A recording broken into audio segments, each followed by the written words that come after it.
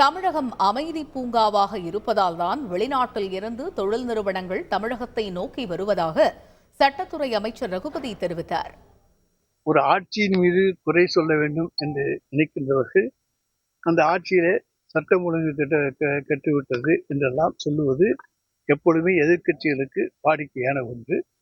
அதிலே உள்பிரச்சனைகள், அதாவது அரசாங்கத்தினால் ஏற்பட்ட எந்த பிரச்சனையும் அல்ல, முன்விரோதம் காரணமாக மற்ற காரணங்களாலே ஏற்பட்ட பிரச்சனைகளாலே சில அசம்பாவிதங்கள், படுகொலைகள் இவைகள் எல்லாம் நடைபெற்றிருக்கின்றன. இவற்றுக்கு அரசு எந்த வகையிலும் பொறுப்பாக முடியாது என்றாலும் அதை தடுக்க வேண்டியது எங்களுடைய கடமை. எனவே முன்னெச்சரிக்கை நடவடிக்கையாக இப்பொழுது யார் யாரெல்லாம் இந்த மாதிரி ரவுடிசத்தில் ஈடுபடுவார்களோ அவர்களை நாங்கள் முன்னெச்சரிக்கை நடவடிக்கையாக கைது செய்து கொண்டிருக்கின்றோம். அதைத்தான் நாங்கள் செய்ய முடியுமே தவிர ஒவ்வொருவருடைய இதயத்திலும் என்ன இருக்கிறது என்பதை ஊடுருவி சென்று பார்க்க முடியாது.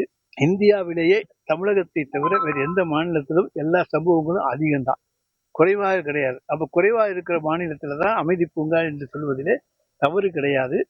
இது அமைதி பூங்காவாக இருக்கின்ற காரணத்தாலே இங்கே எந்த பிரச்சனைகள் மக்களால் ஏற்படாது என்கின்ற காரணத்தாலே தான் தொழிலதிபர்கள் தமிழகத்தை நோக்கி வருகிறார்கள் என்பதற்கு இது ஒரு எடுத்துக்காட்டு என்பதை சொல்லிக் கொள்கிறேன். எனவே இது அமைதி பூங்கா என்பதிலே மறுபேச்சே கிடையாது. யாராவது அதாவது அவங்களுக்குள்ள குரூப் சண்டை நடந்துகிட்டு இருக்கு. அந்த குரூப் சண்டையை இன்றைக்கு தடுத்து நிறுத்துகிற பணியை காவல்துறை தீவிரமாக செய்து கொண்டது. செய்திகளை உடனுக்குடன் தெரிந்து கொள்ள உடனே சப்ஸ்கிரைப் பண்ணுங்க.